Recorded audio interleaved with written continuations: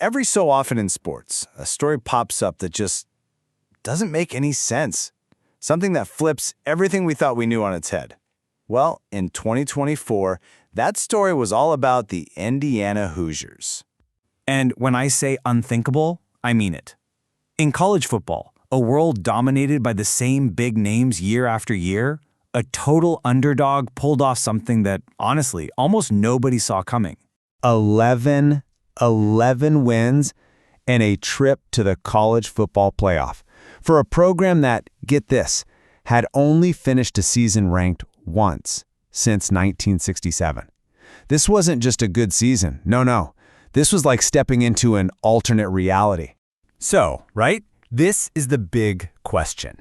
How does a team with just one 10-win season in its entire 125-year history suddenly do that? Was it a fluke? A flash in the pan thanks to an easy schedule? Or is this something real? Something that's going to last? All right, let's figure this out. Okay, so to really get how wild this is, you got to know the backstory. Indiana, for as long as anyone can remember, has been a basketball school. Period. We're talking Bob Knight, championship banners, the whole deal. Football, it was the other thing they did in the fall. A lot of trying and, let's be honest, a lot of failing. And that history is exactly what makes their 2024 season so insane. So what was the secret sauce? What changed? One thing, a new head coach, Curt Cignetti. He comes in from James Madison, and yeah, he had a rep for winning everywhere he went, but nobody, and I mean nobody, thought he could pull this off, this quickly. He walked in, said they were going to compete for championships from day one, and then he actually did it in its first year. Look, this wasn't some kind of magic trick. It was a plan, a formula, really. And it's pretty simple when you break it down. Step 1. He goes into the transfer portal and finds guys who are totally undervalued. Step 2. He plugs those guys into a system that he knows works. And step 3.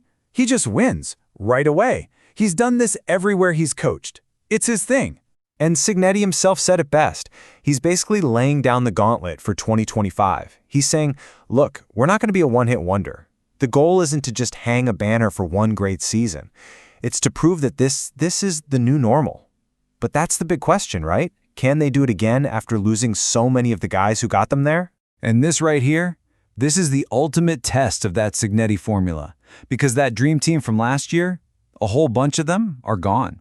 To the NFL, to the transfer portal, you name it. For most teams, that's a code red, panic button situation. But for this Indiana program, it's just part of the process. Okay, so check this out. They lose their star QB Curtis Rourke, who threw 29 touchdowns. Poof, gone. So what do? They go out and get Fernando Mendoza, who just threw for over 3,000 yards at Cal. Done. They lose their top 2 running backs. That's over 1,400 yards just vanished. So they bring in Roman Hemby from Maryland, a guy with over 2,300 career yards. You see the pattern?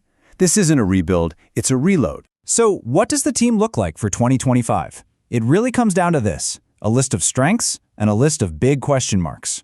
On the strengths side, you've got a flat-out elite defense. We're talking second best in the entire country last year, with All-American level guys like Kamara and Fisher back. That's your foundation. But the questions are huge. Can a brand new offensive line, all these new transfers, actually gel in time? And can that awesome defense hold up after losing some key guys on the line? All right, so let's say the roster does reload perfectly. There's still another giant problem. Remember how people knocked their 2024 season? The big criticism was, yeah, but look at who they played.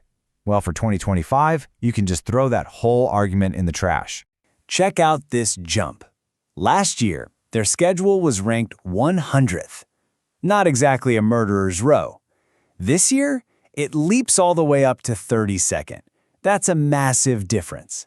There are no gimmies on this schedule. So if they win big again, no one can say a word about them not earning it. And that tougher schedule? I mean, look at this list. They have to go on the road to play Iowa, on the road to play Oregon, one of the new big boys in the conference. Then they have to go to Penn State, a team that was just playing for the Big Ten title.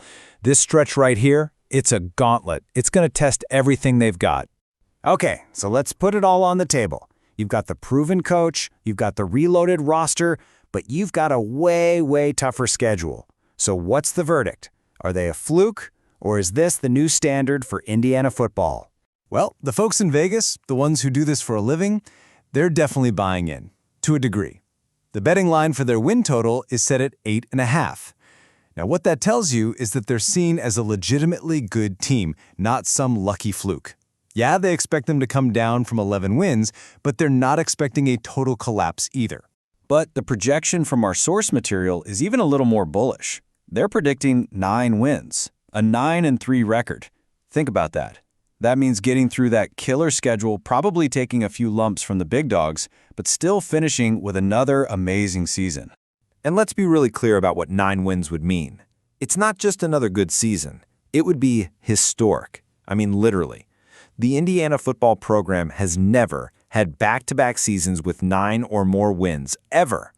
Pulling that off would be all the proof you need that 2024 wasn't the end of a story, but the beginning of one. And that brings us to this quote, which might be the most powerful statement of all. Indiana is a football school now. Just let that sink in. That's not just a small change. That's a fundamental shift in identity.